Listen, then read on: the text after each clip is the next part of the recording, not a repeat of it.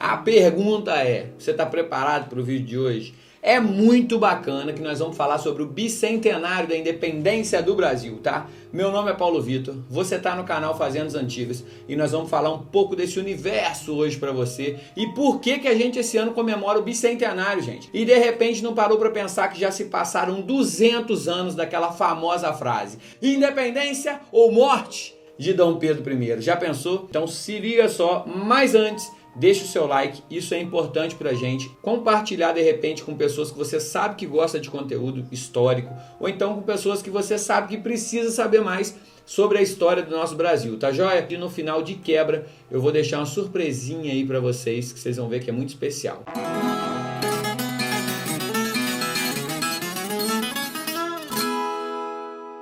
Nesse vídeo nós vamos fazer um breve resumo do contexto da independência e da época em que eles estavam vivendo, né? Quando foi em 9 de janeiro de 1822, conhecido como o Dia do Fico, o príncipe regente decide contrariar as exigências da corte portuguesa, decidindo ficar no Brasil. Pois é, algumas pessoas das elites, principalmente das províncias mineiras e paulistas, começam a se rebelar contra o príncipe regente e a favor de Portugal, que queria que ele retornasse, pois preferiam responder diretamente a Portugal e não a Dom Pedro I. E ó, pessoal, se liga nessa. É muito importante você já deixar seu like aí e curtir. Eu tô entendendo que você já deixou seu like. Tô te dando um tempinho pra você fazer isso aí. É fácil, gente. Deixa o seu like aí, compartilha e vamos continuar seguindo pro vídeo aí, que ainda tem muito lugar bacana para falar para vocês dessa rota aí da independência. Então o príncipe sai do Rio de Janeiro por volta de março de 1822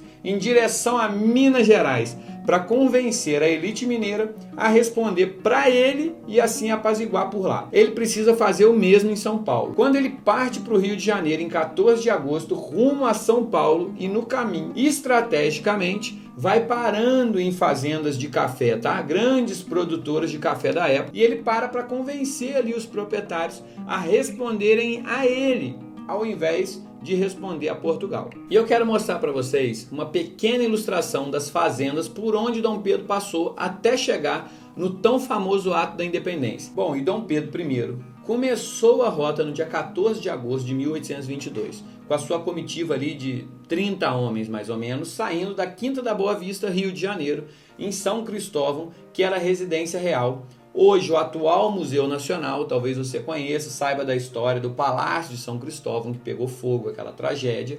Ele parou para pernoitar, como de costume, pelo Caminho Real, na Fazenda Santa Cruz, no Rio de Janeiro. Uma belíssima, inclusive, que era a casa de veraneio da família imperial. Foi nessa fazenda que Pedro I passou a lua de mel com a princesa Leopoldina, gente. E foi lá também que se reuniu com José Bonifácio, antes de tomar a decisão de declarar a independência do Brasil.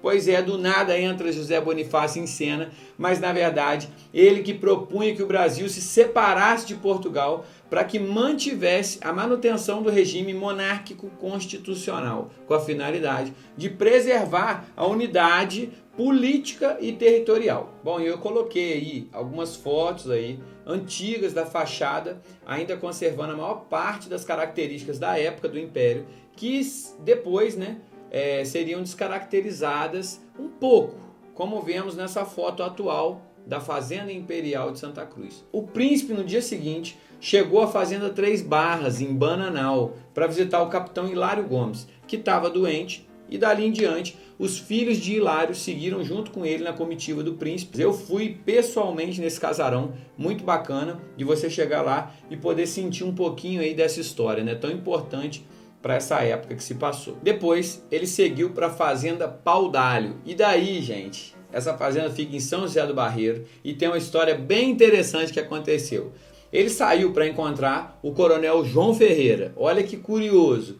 Porém, dessa vez, ele saiu na frente da sua comitiva, segundo relatos que eles estavam apostando corrida, e o imperador, zarpou, meu irmão, e chegou antes de ser anunciado. Quando ele chegou, bateu palmas, e pediu um prato de comida para a responsável do casarão, mas ele não se identificou.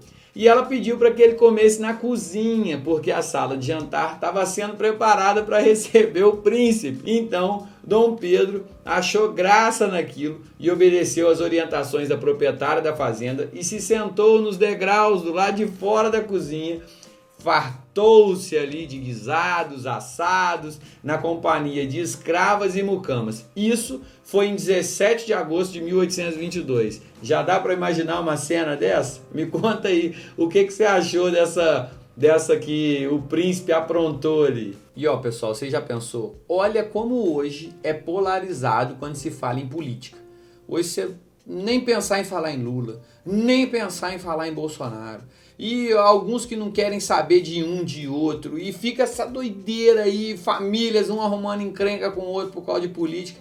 Imagina na época em que alguns queriam manter Portugal sobre o domínio, outros queriam aqui o príncipe, a independência. Você já pensou como é que também existia essa polarização? Não é uma coisa de hoje, né? Então você vê que sempre existiu essa polarização política, né? Os interesses políticos distintos. E aqui eu vou fazer aqui um parênteses para você. Se você tem um terreno, pode ser um terreninho pequeno, um quintal de casa. Para você ter ideia, um quintal de casa, você consegue fazer algo com a terra que dá prazer para você e que dá produtividade, tá? Vou deixar aqui um link na descrição desse vídeo. Vai até um link, é uma renda extra que você vai fazer muito bacana e ainda por cima mexer com algo super gostoso, que é com terra, né? A gente está aqui sempre falando de fazenda, de fazendas autossuficientes e tudo.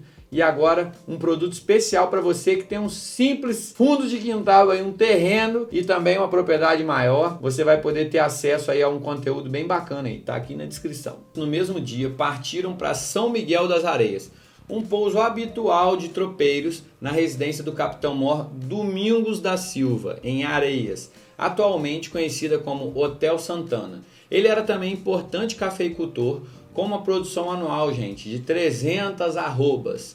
No dia 18 de agosto de 1822, fizeram uma parada rápida apenas para um almoço em Porto de Santo Antônio da Cachoeira, hoje Cachoeira Paulista, que também era um entroncamento importante para algumas rotas de tropeiro ali na época. No dia 19 de agosto, o príncipe foi recebido em Lorena pelo capitão-mor Ventura José de Abreu e se hospedou ali por uma noite. Infelizmente, hoje não existe mais a residência. O príncipe teria plantado uma das primeiras palmeiras da Rua das Palmeiras, que se localiza no centro da cidade. Também conheceu a Casa da Câmara e Cadeia, que não foi preservada, e a igreja de Nossa Senhora do Rosário dos Homens Pretos. No dia seguinte, 19 de agosto, com a comitiva só crescendo, né, cada vez maior, já que a cada parada se juntavam novos companheiros, o príncipe foi para Guaratinguetá, onde ficou hospedado na casa do capitão-mor Manuel José de Melo. Partiu para Pindamonhangaba. Chegando, foram recebidos pela elite financeira e política da época local, né? Membros da Câmara, os coronéis. O príncipe se encontrou com o influente major Domingo Marcondes de Andrade. E daí teve uma história interessante, tá? Uma das histórias relatadas no diário foi que o príncipe ficou elogiando muito um belo cavalo do major. Então Domingos diz que todos sabiam, ser costume de Dom Pedro, dar aos cavalos que ganhava o nome do seu proprietário anterior. Mas ele enfatizou assim, ó, nenhum Marcondes até aquela data tinha sido cavalgado por ninguém.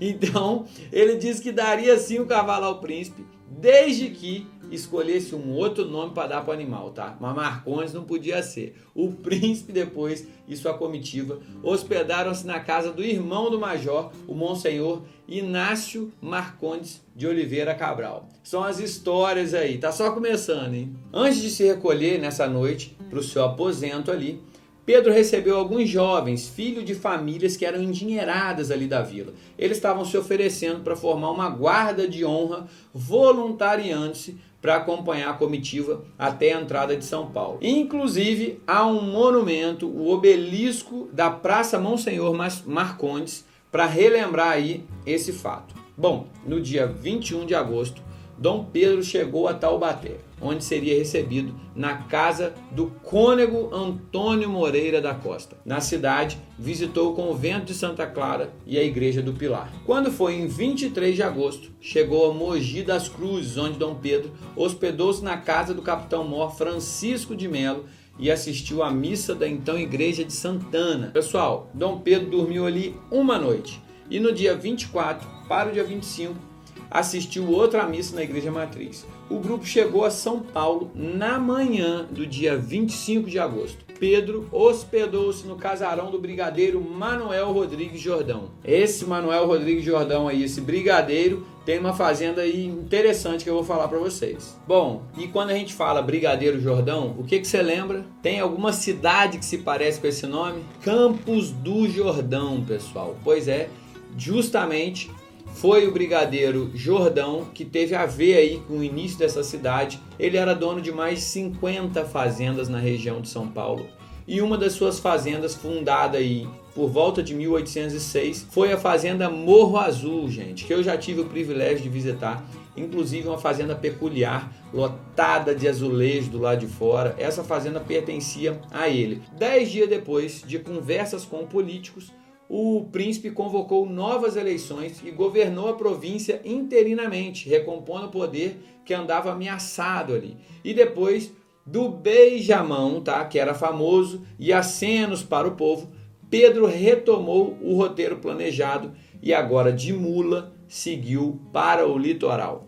Desceu a calçada do Lorena e chegou a então Vila de Santos. Passou ali o dia 6 em visita a fortalezas e a família do seu ministro José Bonifácio de Andrade e Silva. Na madrugada do dia 7, um sábado, Dom Pedro com seu grupo voltou à capital da capitania de São Paulo, subindo a calçada do Lorena.